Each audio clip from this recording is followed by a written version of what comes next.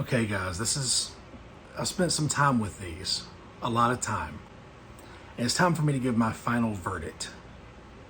And that is on the Babyliss FX1. This is the barbershop, Cornerstone neighborhood. Rewind back to last summer whenever they announced the FX1. I was pretty critical.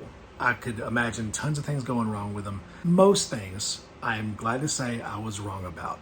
There are some things that still concern me, but I do like the fact that we are in a world now where the barber industry is constantly changing, constantly evolving, and a team that's been doing it for a while is Babyliss. You know, they were the first to introduce the clicks. You know, it's before it was just a floating lever all the time with everybody, or with Andis you had the little notches, but Babyliss was the first to do the clicks. And now they're the first to do interchangeable batteries. The fact that all of these use the same battery, it's an interesting concept, and I'm not saying it's perfect, but I'm saying it's definitely Apple-like. It's very ecosystem driven. So let's go ahead and get into the clipper and trimmer. Pop the hood. 2JZ engine, no shit. So the power on the FX1 clipper and trimmer. That N1 motor, it's super quiet. It's quiet with feeling just as powerful as all the ones before it. So I will say I do love the way it feels in the hand. The vibration is nice, especially with the special edition with the rubber grips. It's just a good tool. Now, when it comes to battery life, that's another thing with this, is that you don't have to talk about battery life now. You have chargers. And I will say I do love the interlinking dual chargers that they sent me. That made all the difference. I did not like at all those little bitty disc chargers. They were unweighted, they were not grippy at the bottom, they'd slide around my station. I did not like that at all. But these other ones where I can just have them stationary, they interlock, it takes up, I have 3 of them. So with them interlocking, it takes up about this much space in my station. So that's a solid amount of space instead of just a little disc. So I will say, like, the power available with these tools is top notch. So I would say the motors on these, the power available to you, it is a 10 out of 10.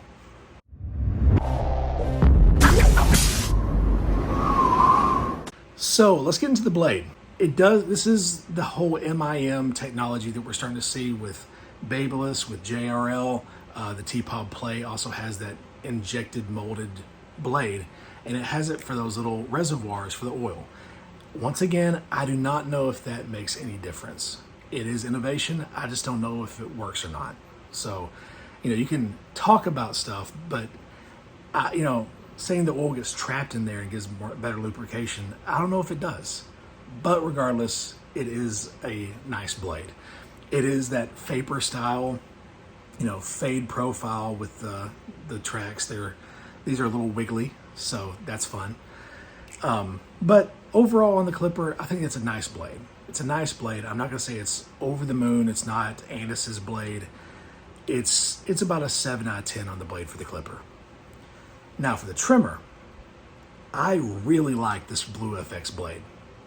It might now be my favorite blade on the Babyliss platform. I don't know what the difference is. Apparently it's supposed to be exactly like the Gold FX 2.0. I've used that blade. I have that blade on 2 of my trimmers, and there's something about this blade. It is, and I've reviewed this trimmer before. Well, the black version. I reviewed that trimmer, and with the grip on this one, and with that blue blade, this is one of my favorite trimmers to work with right now. It is a nice tool. Now, is the blade perfect? No, it's not perfect, but it is Babyliss's best in my opinion.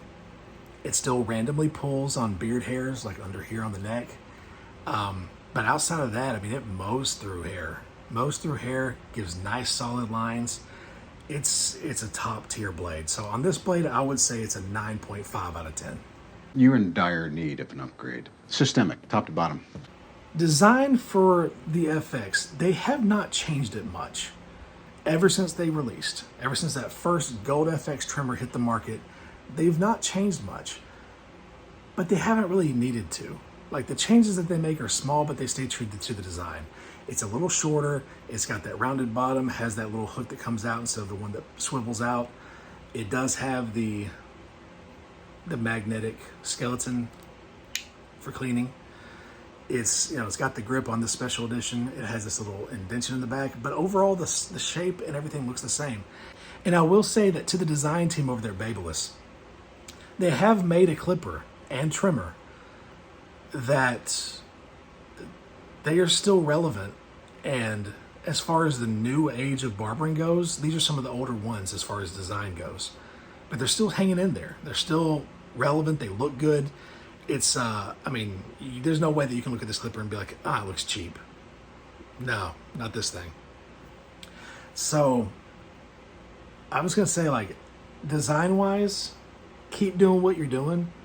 Maybe get a little more bold and try different things. Like, I would like to see something completely new from Babyliss that is not this redone over again, or the Lithium FX done over again.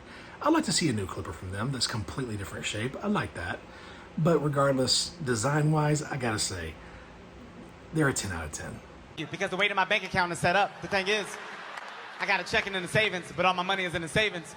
I don't think my card is gonna go through. So the price of these, well, they are expensive, no doubt. Which is one of the bad things I will say. If you're getting into this ecosystem of Babyliss, you're getting into it wholeheartedly. You're getting into all of it. You want all the clippers. You want all the trimmers. You're getting into the FX1. So cost-wise, the entire series is going to be costly. But future batteries, if your tool is still solid, but the battery's starting to burn out, you just buy another battery. In the long haul, I can see it having almost like a Tesla type effect on the industry, to where, yeah, you're paying more up front, but in the overall changes that happen over the next maybe 10 years, if you have these tools for that long, and only time can tell, but then it may be worth the cost. So it depends on if you're wanting to go fully into the Babyliss platform or not. And that brings me to my next point. So I'm going to say something that is very possibly controversial, but I'm just going to go ahead and say it. Now, I really like T-Pob stuff. I do tend to like his clippers more than his trimmers, but I do like his stuff a lot. But Babyliss does have this good habit of staying on theme. You've got the Lithium FX set. You've got the Low Pro FX set. And now with the shaver that matches, you've got a whole set. And I will say this is the best overall set in barbering. So if you like to, get your gear together, get your drip together, look a certain way, if you like to have that swag, this might be the tool for you. You've got the rose gold that just released out. You got all these different things, which, by the way, the rose gold with the black looks really good. Looks really good. I'm glad they did away with the rose gold and the silver. That just looked terrible to me. But the rose gold and the black, that looks good. But you're going to have all this stuff coming out, including the fact that I think that they're about to release a custom FX for these. So, custom FX with this, having a set, that's nice, guys. And once again, they do have the hook, so I do have mine swinging on my station right next to each other. So, is that a mic drop moment? I don't know, but best clipper set in barbering is right here. They've done studies, 60% of the time, it works every time. Performance-wise, they can look pretty, all that stuff, but how do they cut? Well, they cut like Babyliss stuff cuts. The trimmers are solid, mows through everything, nice sharp lines, a little iffy on the sensitivity of the neck. The clipper goes right through stuff. I only had one hiccup, and that was the motor was doing that little thing that my other one did before. But reached out to Babyliss, they sent me a replacement one. This one has not done that. So, crisis averted. So, it mows through hair nice. It's a comfortable ergonomic shape for me. It is a big clipper compared to a lot of my other ones, but it still feels good in the hand. So, I would say overall, these clippers are, overall this set is a 9.5 out of 10. And as far as the FX1 platform goes, I'm getting on board. I'm deep enough into it now that I've got these tools, and I'm gonna put them to the test. I'm gonna see how long these batteries last, see what's next. But they've kind of won me. Now, I would like to see advancements in this. I would like to see a normal, soap handle type. I don't know what brick hand, whatever that handle is. I would like to see one of those shavers with a battery like this. Maybe one that slides this way into it. I don't know. But I would like to see something like that. I think if they, could come out with maybe like one of those air dusters with a battery like that, that'd be pretty cool. A tool only option. That way you can just get it and use it with the batteries you've got. They've got so many things that they can do. So I'm here for it. I'm watching, I'm listening. I'm always going to be critical first. That's my job. That's what a reviewer is supposed to do. I'm going to be critical. I still think that, they could have made them better at the beginning. But from my conversations with Dennis, they've got stuff down the pipeline to make the batteries better, to make the charging experience better, all of that stuff. But you got to give them kudos for advancing the industry. Guys, thank you so much for watching this. Please click that like button, share, subscribe, comment down below. Keep those comments humble and kind. And as always, I'll check you on the next one.